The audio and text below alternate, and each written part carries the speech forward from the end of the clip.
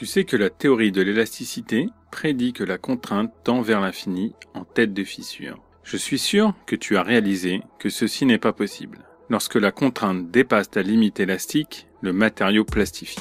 Tu vois donc apparaître une zone plastifiée en tête de fissure.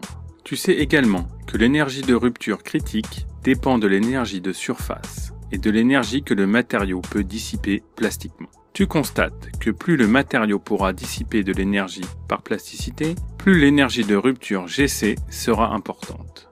Tu comprends maintenant pourquoi les métaux ductiles résistent mieux à la rupture. Tu vois ici le deuxième effet de la plasticité.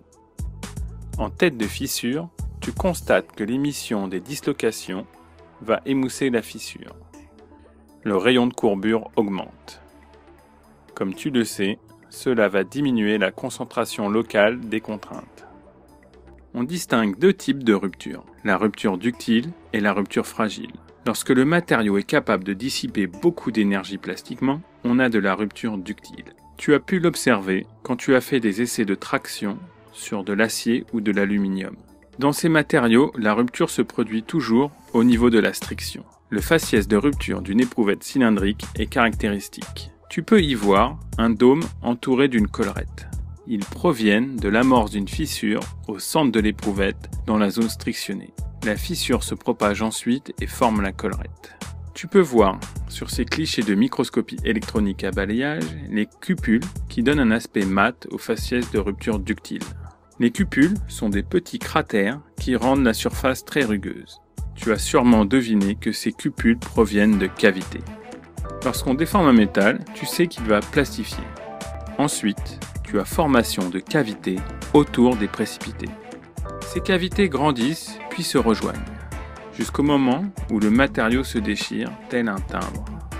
Dans le cas de la rupture fragile, il n'y a pas de cavitation. Tu vois, sur ces images de microscopie électronique à balayage, que le faciès de rupture se compose de faces lisses. Les fissures sont passées soit au niveau des joints de grains, soit au niveau des grains le long de plans cristallins.